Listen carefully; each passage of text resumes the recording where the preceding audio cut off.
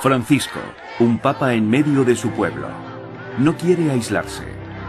Jorge Mario Bergoglio busca el contacto con las personas. Con él ha llegado un nuevo estilo al Vaticano. El Papa del fin del mundo busca un cambio en la Iglesia Católica. Su patrón, Francisco de Asís, el santo provocador del siglo XIII, era hijo de un rico mercader. Renunció al dinero y a su profesión y se entregó a los pobres y al Evangelio. Cualquiera que tome como modelo a ese santo, deja claro que quiere cambiar las cosas, pero debe enfrentarse a enemigos poderosos. Francisco, el Papa de los pobres.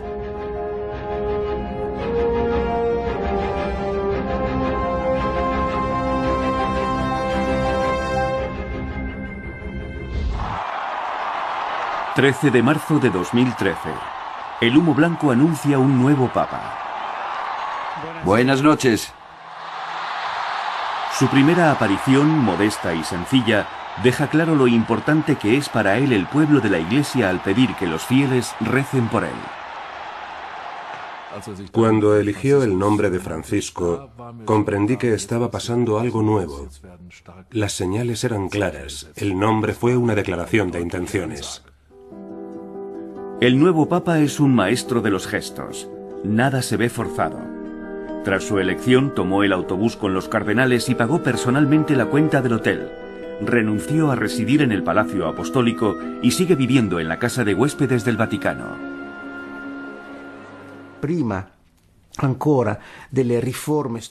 Antes de cualquier reforma, de cualquier cambio estructural, el Papa dejó clara cuál era su relación con las personas. Sencilla, humilde, consigue llegar incluso a los más alejados. Creo que tanto sus palabras como sus gestos muy poderosos dejan claro que la Iglesia se mueve hacia su centro. Naturalmente, por seguir con detalles secundarios, seguimos trabajando en los cambios estructurales, las reformas en la curia. Son asuntos que interesan mucho a los medios y a la opinión pública, pero yo creo que la principal preocupación del Papa es volver a la razón de ser de la Iglesia, la evangelización. Un deseo que comparte con su predecesor. Francisco aprecia mucho a Benedicto XVI y continúa tras su estela. Una mayor dureza en la persecución de los abusos sexuales y la reforma de las finanzas del Vaticano. Las primeras medidas afectan al Banco Vaticano. Francisco se preocupa por la transparencia y hace auditar las cuentas. Nombra una especie de ministro de Economía, así como un consejo económico, dirigido por el cardenal alemán Marx. El dinero tiene una función de servicio y está destinado a ayudar a los pobres. Las iglesias ricas son las que más ayudan a los pobres, por ejemplo la de Alemania. Pero a veces existe el riesgo de que las estructuras de la Iglesia y de sus conferencias de obispos nacionales se hagan cada vez más grandes y burocráticas. Creo que el Papa volverá a centrar la atención sobre lo fundamental. El Papa dejó claro lo que era fundamental para él en Asís, la ciudad de San Francisco. Viajó allí poco después de su elección y no fue una decisión tomada a la ligera. Sus predecesores se reunieron en esta ciudad de Umbría con representantes de las religiones para rezar por la paz mundial. El viaje tiene un carácter programático tan fuerte como la elección del nombre.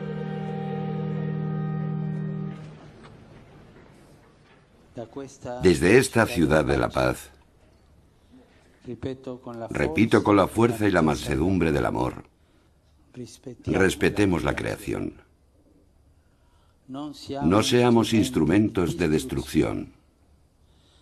Respetemos a todo ser humano. Que cesen los conflictos armados que ensangrientan la tierra. En la Basílica de San Francisco, los frescos narran la historia de Francisco de Asís.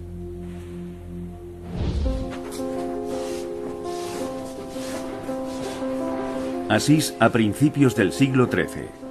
Francisco nace en una familia burguesa adinerada. Su padre es comerciante de paños y espera que su hijo siga sus pasos. Lo lleva en sus viajes de negocios y le encarga tareas importantes. Francisco aprende a trabajar con telas muy valiosas y a tratar con los clientes. No presta atención a los molestos mendigos. Gran parte de lo que sabemos sobre Francisco de Asís procede de la leyenda de los tres compañeros.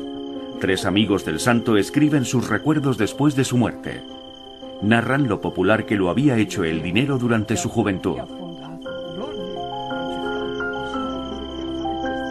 Recorría día y noche la ciudad de Asís.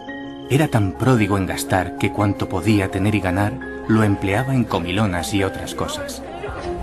Soñaba con ser ordenado caballero, pero antes debía probar su valor en la batalla.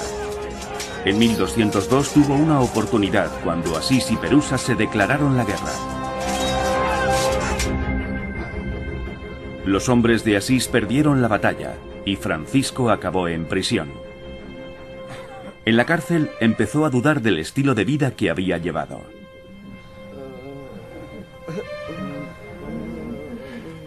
Un año más tarde quedó en libertad, pero afectado por una grave enfermedad. Las dudas se hacían más fuertes. ¿De qué sirven las ropas hermosas si uno está vacío por dentro? ¿De qué los banquetes si el espíritu se ve atenazado por horribles recuerdos? Una vez sano volvió a su vida anterior, pero las canciones, los bailes y los banquetes solo ofrecían breves momentos de diversión.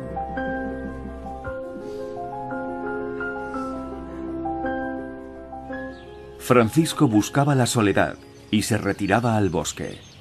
Encontraba consuelo en la oración. Sumo glorioso Dios, ilumina las tinieblas de mi corazón para que cumpla tu verdadero mandamiento.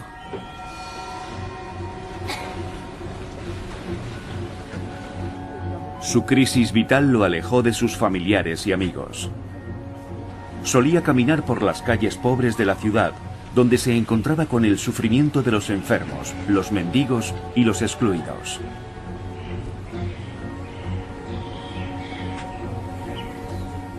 Un día se encontró con un leproso y no reaccionó como lo había hecho siempre. Llevo 20 años viviendo como si Cristo no existiese. Entonces me causaba repulsión ver a un leproso. Pero Dios me ha llevado hasta ellos y al conocerlos, mi amor ha despertado. Poco tiempo después abandoné el mundo de los burgueses. Una vida con los excluidos. También el cardenal Jorge Mario Bergoglio solía encontrarse en los márgenes de la sociedad. Animaba a los sacerdotes a acudir a los barrios pobres.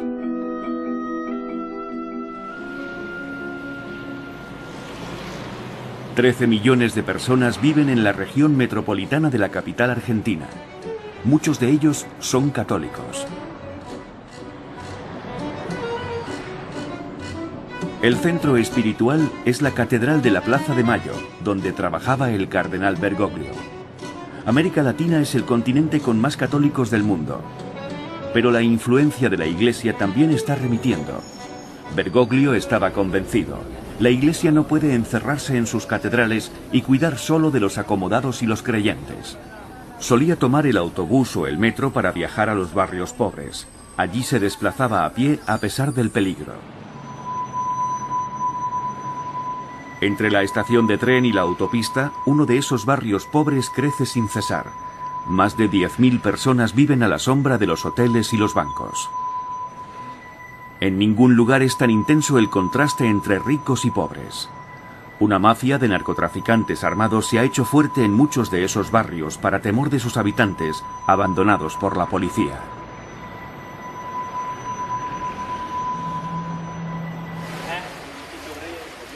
Ahí trabaja el párroco Gustavo Carrara. Su comunidad vive en la villa 11114. La numeración procede del tiempo en que la Junta Militar gobernaba el país. Aquí viven 45.000 personas, entre ellas muchos inmigrantes de países vecinos que traen consigo sus tradiciones. El cardenal Bergoglio siempre lo favoreció. La patrona, digamos, nuestra es la Virgen de Luján. Y después, qué sé yo, las vírgenes de Bolivia, digamos. Acá la población, esa es la Virgen de Copacabana, la Virgen de Córdoba, la Virgen del Socavón. Son distintas zonas. Acá lo que el Papa habla, ¿no?, de la piedad popular, de la religiosidad popular, del amor a la Virgen, a los santos, al bautismo, bueno, está muy fuerte, digamos, ¿no? Es como una pequeña Latinoamérica la villa. Entonces, la piedad popular es el motor de toda la pastoral, ¿eh? O sea, hay muchísimos bautismos, hay muchas devociones a la Virgen, al Cristo. Nosotros celebramos muchas misas por día, por ahí 3 misas por día, celebra un sacerdote acá en la villa. Y a partir de allí vamos acompañando la vida concreta de la gente. Aquí, el cuidado de las almas implica también mejorar su situación material.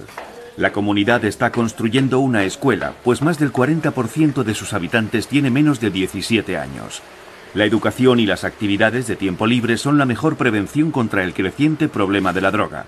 También hay un club de fútbol, una orquesta infantil y una escuela de música. El sacerdote es un moderador. En esta comunidad de base, nada se decide desde arriba.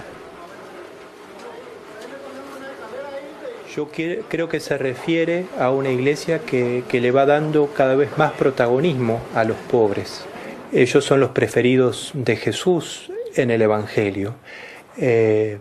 No se trata solo de ser generoso con los pobres, bueno con los pobres, sino se trata de entrar en comunión, que es más profundo, ¿no?, de tener amistad con los más pobres. Y entonces ellos nos revelan a un Dios que nosotros por ahí desconocemos. La experiencia en esta comunidad ha marcado a Jorge Mario Bergoglio. En la actualidad sigue manteniendo el contacto. Ya han recibido cartas del Vaticano y el Papa ha llamado personalmente a algunos jóvenes.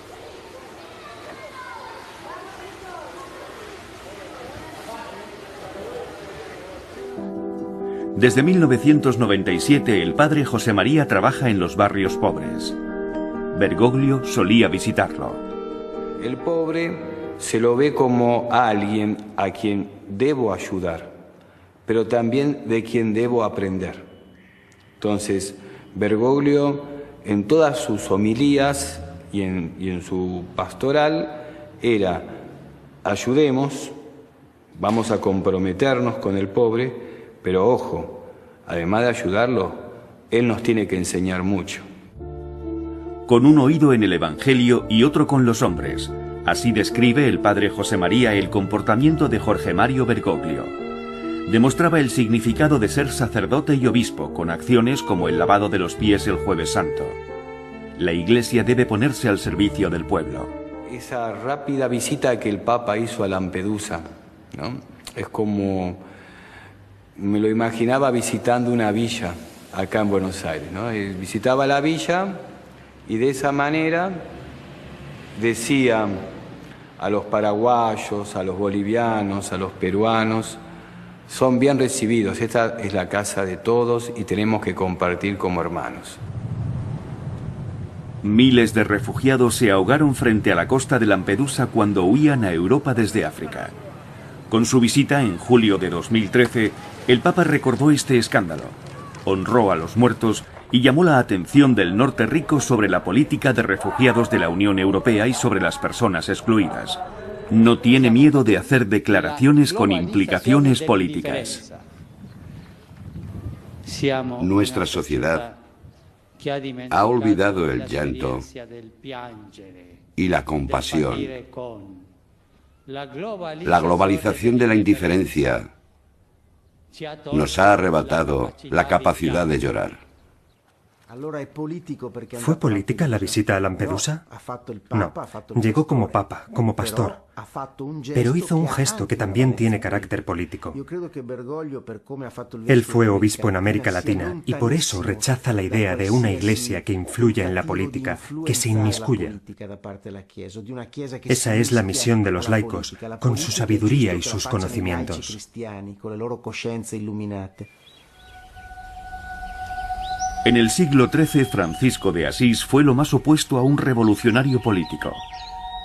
Pero la respuesta a sus preguntas no se encuentra en la floreciente burguesía, y mucho menos en la jerárquica iglesia medieval, con su suntuosidad, sus catedrales y sus imágenes divinas.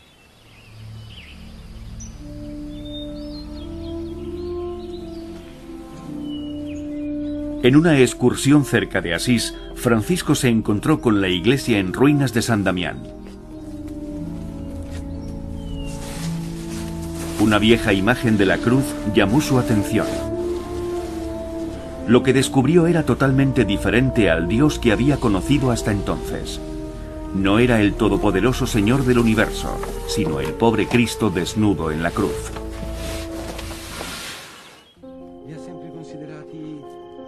Los tres compañeros que narraron su vida recuerdan ese momento clave. Se puso a orar fervorosamente ante una imagen del crucificado que piadosa y benignamente le habló así: Francisco, ¿no ves que mi casa se derrumba? Anda pues y repárala. Y él, con gran temblor y estupor, contestó: de muy buena gana lo haré, Señor. Con estas palabras fue lleno de tan gran gozo e iluminado de tanta claridad que sintió realmente en su alma que había sido Cristo crucificado el que le había hablado.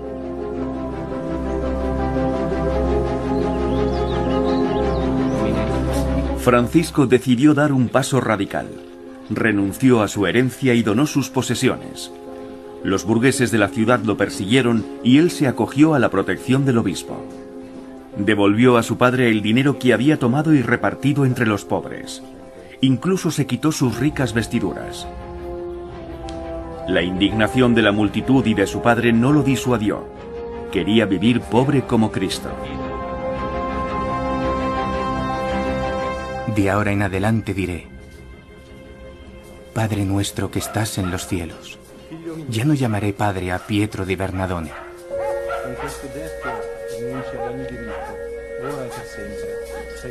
Recibió la simpatía del obispo de Asís, Guido, que lo protegería en el futuro.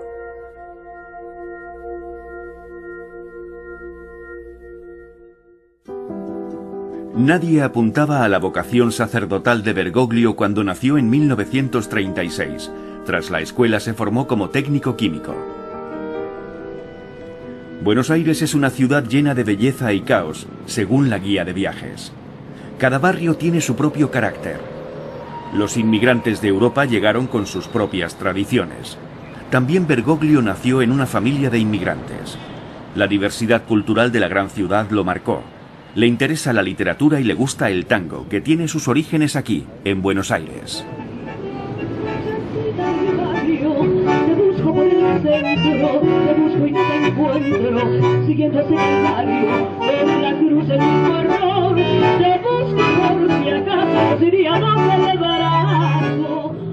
El barrio portuario de La Boca era uno de los más pobres de la ciudad.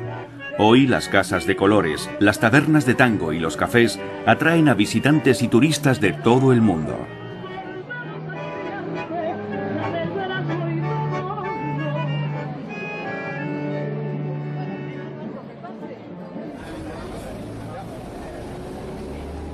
En el barrio de Flores, Bergoglio pasó su infancia y su juventud.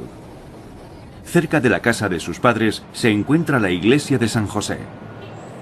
En una entrevista en la radio habló de una vivencia que le cambió la vida. Fue un 21 de septiembre. De repente sentí que tenía que entrar en la iglesia de Flores. Lo sentí en mi interior, pero no podía explicarlo. Vi a un sacerdote que no conocía. No sé qué más sucedió. Sentí que algo me agarraba en mi interior y lo supe. Tenía que ser sacerdote. No tenía ninguna duda. Entró en la Compañía de Jesús, estudió teología y en 1969 se ordenó sacerdote. Más tarde llegaría a ser provincial de los jesuitas en Argentina y en los años 80 dirigió durante 6 años una universidad de la orden. El hermano Mario Rausch vive aquí desde 1977 y fue alumno de Bergoglio. Este es uno de los 2 patios de la casa, es el patio de teología. En él muchas veces hemos visto caminar al padre Bergoglio como cuando era rector de la casa. En este mismo patio tenía su habitación hacia el final ya del corredor. Este era su despacho, su escritorio, y aquí tenía el dormitorio. Ignacio de Loyola fundó la orden en el siglo XVI. Bergoglio se inspira en él. Está marcado por los jesuitas. El discernimiento de espíritus, reflexionar mucho, escuchar la voz de los tiempos y, sobre todo, observar la realidad. He hablado con el Papa y está de acuerdo conmigo en esto. Debemos observar la realidad, tal como dijo San Ignacio, encontrar a Dios en todas las cosas. Comprender en realidad qué preocupa al hombre, qué pasa con la historia, para ponernos a trabajar. He oído a su secretario decir, y no me cuesta creerlo, que toma las decisiones más importantes en la oración. Eso es típico ignaciano. No solo jesuita, sino ignaciano. Es más extenso. En 1976, los militares se hacen con el poder en Argentina. Los opositores son perseguidos, secuestrados y asesinados. La mayoría de los obispos callan. Bergoglio no es un héroe, pero tampoco un colaborador. Intercede entre bastidores por sus hermanos perseguidos. Si entonces se hubiese manifestado públicamente, ¿quién lo conocía entonces? Era provincial de los jesuitas, no un obispo ni un cardenal. Pero hizo mucho por algunas personas. En 1992 fue nombrado obispo y en el 98 ya era arzobispo de Buenos Aires. Fundó comunidades en los barrios pobres, bendijo comedores para indigentes, participó en fiestas parroquiales. Como obispo siguió ocupándose de la cura de almas. En 2001 el Papa Juan Pablo II lo nombró cardenal. Conoció la curia romana y fue de los que aconsejaban al Papa de una manera especial. En la elección papal, tras la muerte de Juan Pablo II, estaba considerado como un posible sucesor. No tenía miedo de enfrentamientos con Roma, sobre todo al hablar de su visión de una iglesia de los pobres. Francisco de Asís, con los pobres de la ciudad, empezó a reconstruir la iglesia en ruinas de San Damián en 1206. No había previsto hacer carrera en la iglesia y mucho menos fundar una orden.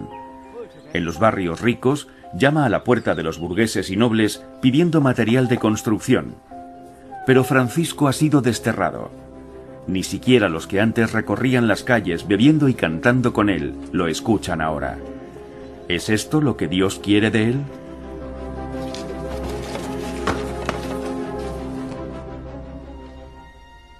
Un día oí la voz de Cristo que hablaba a los jóvenes que enviaba a predicar. Les decía que no debían tener bolsa, ni zapatos, ni un segundo vestido. Y a eso me dediqué con todas mis fuerzas. Cambió el cinturón por una cuerda y dejó de usar zapatos. Francisco viajó de ciudad en ciudad y empezó a predicar, a hablar del Dios pobre que lo había mirado a los ojos en San Damián.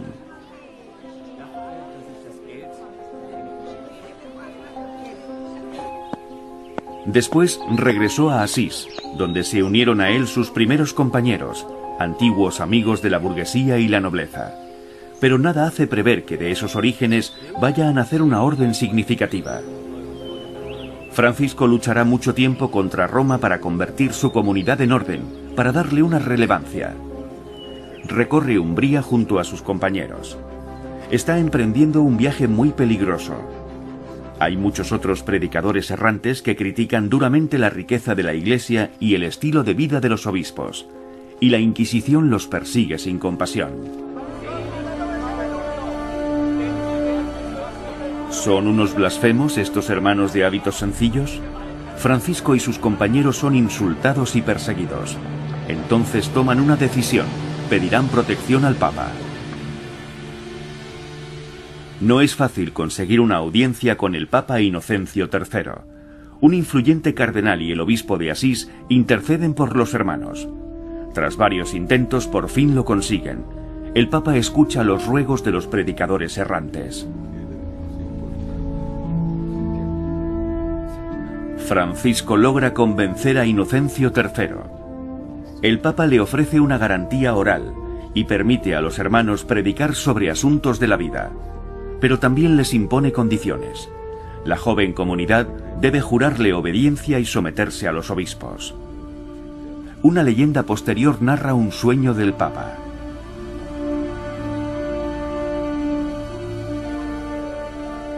Ve a Francisco sosteniendo la iglesia de Letrán y salvándola de derrumbarse.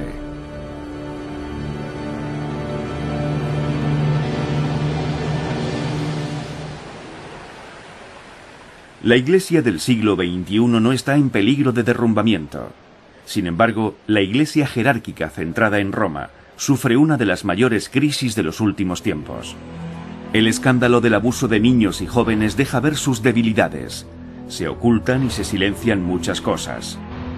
Sigue habiendo enfrentamientos e intrigas en la curia y el asunto Batilix genera nuevos titulares.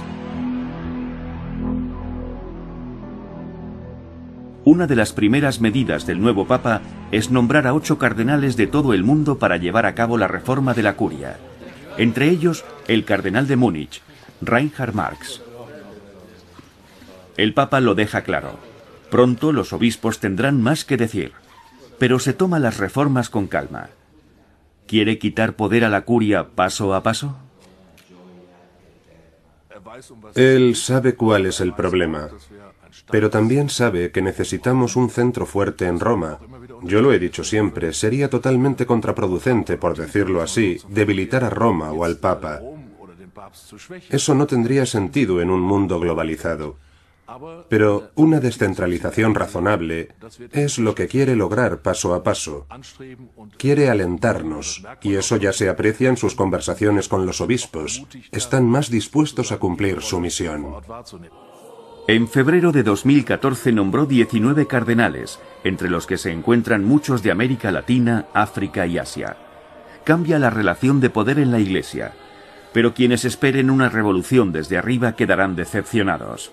Tampoco Francisco va a ordenar mujeres ni a concederles la dignidad cardenalicia. Eso es absurdo, es totalmente falso. Lo que él quiere es lo contrario. Desea que los sacerdotes, los obispos y los cardenales sean menos clericales. Creo que hay muchos cargos que no tienen por qué estar ocupados por un cardenal, un obispo, un sacerdote o un diácono, sino también por laicos. Y no solo en la sala de prensa del Vaticano, sino también en otros departamentos de la Organización del Vaticano. Y esos puestos también pueden estar ocupados por mujeres que tengan las cualificaciones correspondientes. Francisco de Asís no se cuestiona la condición de sacerdote. Ni siquiera ha pensado que una mujer pueda interesarse por su movimiento. Clara di Favarone, hija de una casa noble, está fascinada por los hermanos. Se opone a los planes de boda de su familia, dona dinero a Francisco para renovar iglesias y se reúne con él en secreto. Ella también quiere vivir pobre, como los hermanos.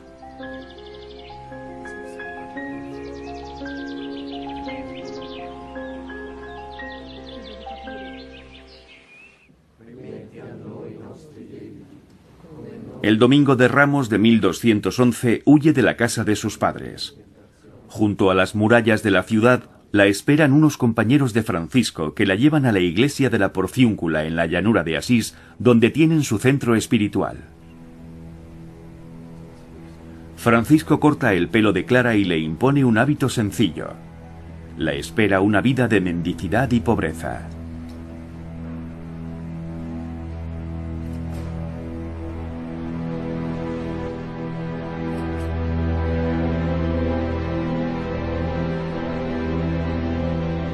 Continuará por su propio camino después de librarse de la persecución de su familia con la ayuda de los hermanos.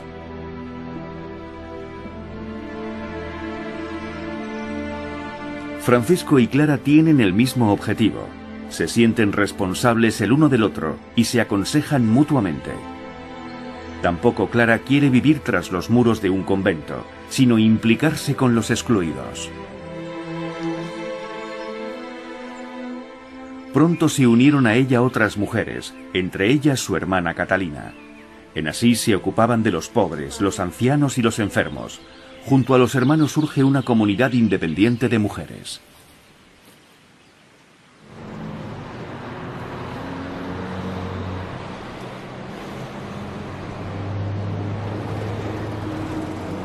La pobreza hoy se muestra con mayor crudeza en las grandes ciudades del mundo, también en Buenos Aires.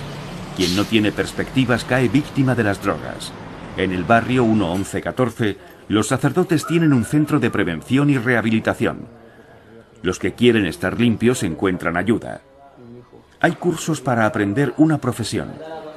Un importante objetivo es que los jóvenes se hagan responsables de otros y de la comunidad. Y eso lo fuimos tomando de los mismos chicos y chicas que vienen y dicen, bueno, esta es mi familia, mi segunda casa. Y ya son los mismos chicos los que, trabajando en la cooperativa que se ha formado de los Hogares de Cristo, empiezan a acompañar a otros chicos. Cada vez el protagonismo está más en mano de los chicos, ¿no?, que se están recuperando de esa iglesia pobre para los pobres, por así decirlo. Es un ejemplo. El centro no se limita a ayudar a los toxicómanos, sino que ofrece trabajo a los habitantes del barrio. Es un refugio para todos los que buscan huir del círculo de pobreza, criminalidad y droga. En los barrios pobres de Buenos Aires, la iglesia está más viva que en muchas comunidades del norte rico. El Papa trae consigo esta experiencia. Creo que el viento del sur también es importante para el norte. Sobre todo porque viene de un continente muy pobre, pero también piadoso y cristiano. El cambio en el Vaticano también tuvo sus efectos en Alemania. El obispo de Limburgo, Franz Peter Tevars van Hels, fue suspendido en 2013 por incrementar los costes del centro diocesano y ocultarlos sistemáticamente. Su estilo autoritario no encajaba con la iglesia pobre y humilde que desea el Papa Francisco. En el aspecto material hay una pregunta que siempre debemos hacernos. ¿Qué hacemos con nuestro dinero? ¿Sirve en realidad a los pobres, a la evangelización, a las personas necesitadas, a quienes buscan formación o fe? ¿Nos sirve para anunciar el Evangelio?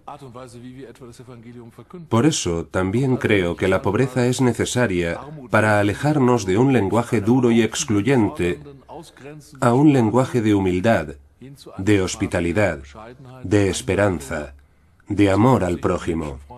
Y eso también lo veo en el Papa. Francisco de Asís busca el diálogo también con otras culturas. En 1219 peregrina a Tierra Santa y a Egipto. Allí visita el palacio del sultán al-Malik, donde pasa varios días hablando sobre su religión. El gobernante musulmán está impresionado por ese hombre de hábito sencillo.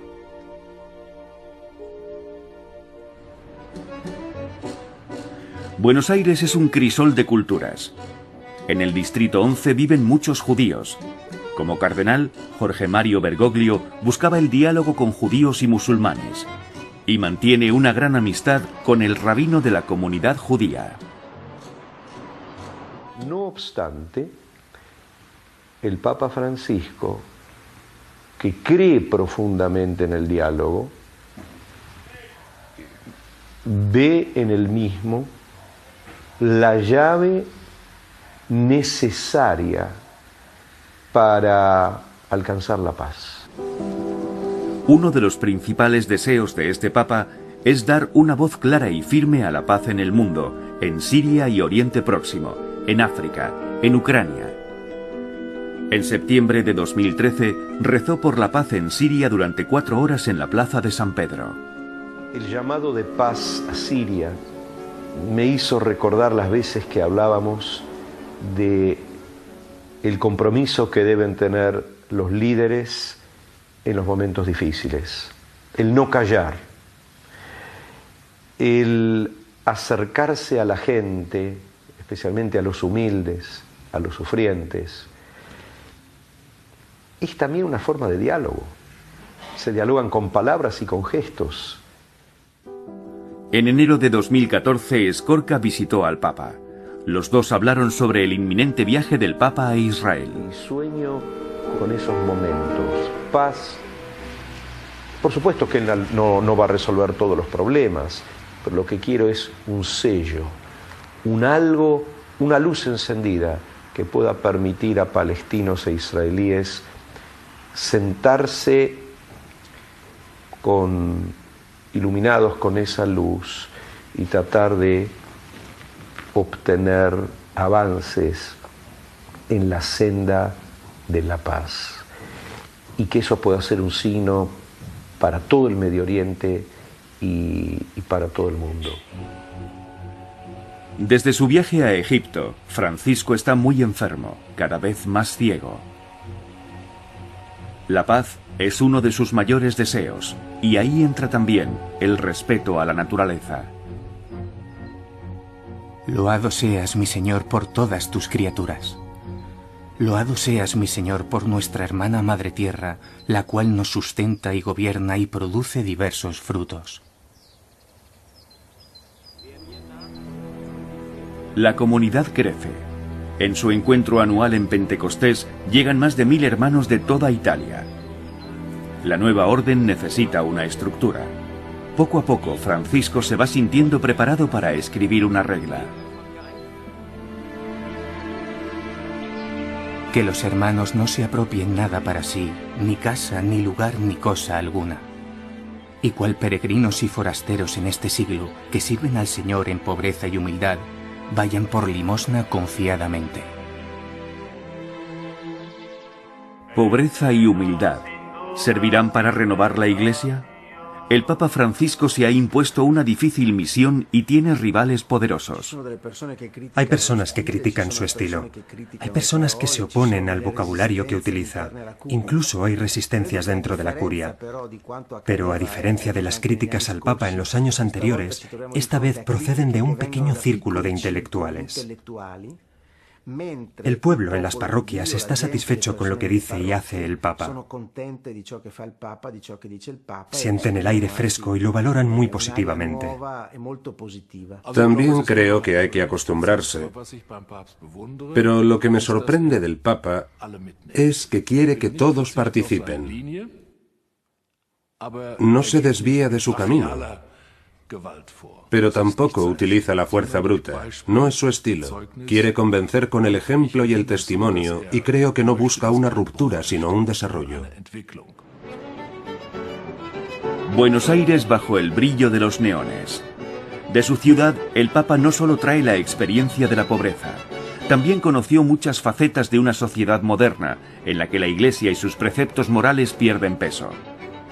En el vuelo de vuelta desde la Jornada Mundial de la Juventud en Brasil, los periodistas le preguntan por su opinión sobre la homosexualidad. Sobre los homosexuales, si una persona busca al Señor y tiene buena voluntad, ¿quién soy yo para juzgarla? Utiliza un tono que no discrimina. Habla de forma espontánea, pero piensa lo que dice. Todas las cosas que dice son asumibles, no son contrarias a un dogma, ni a la posición moral y teológica de la Iglesia. En Europa, como en América Latina, la Iglesia Católica debe ser consciente de que su imagen de matrimonio y familia ya no coincide con la realidad de las personas. El número de divorcios aumenta, las familias reconstituidas son más frecuentes, las parejas no se casan. El Papa quiere un diálogo amplio. Ha convocado un sínodo en el que también se hablará sobre la relación de la Iglesia con los divorciados que se vuelven a casar. Ese tema va a dar guerra.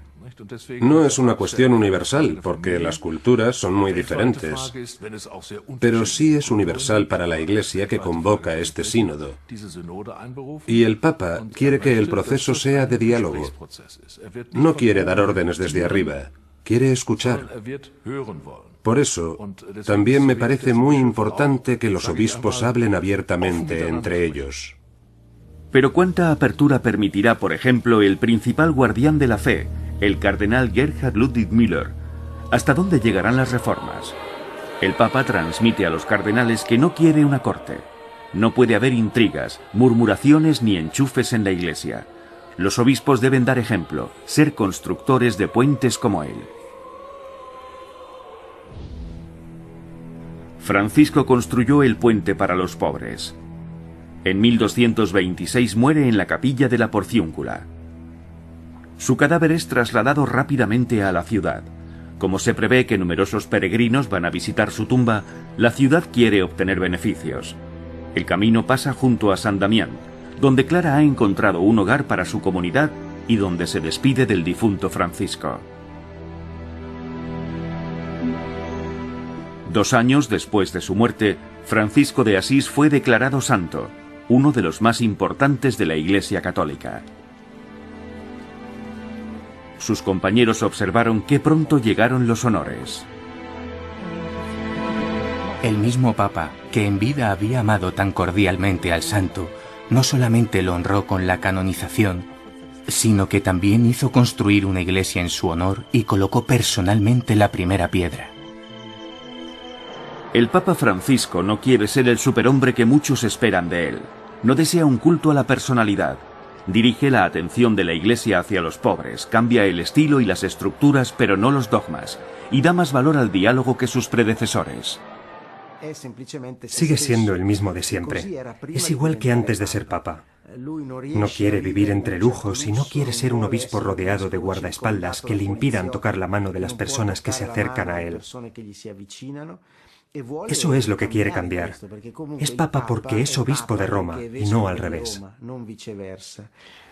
Mire, si entendemos por revolución cambiar las cosas, está bien aplicado. Él vino para cambiar cosas.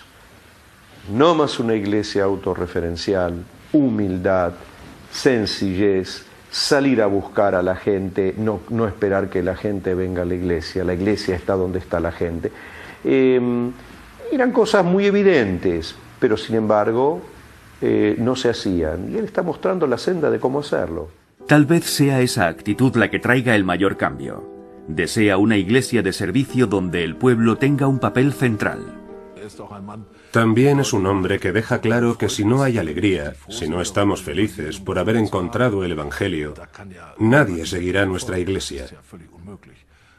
Es totalmente imposible.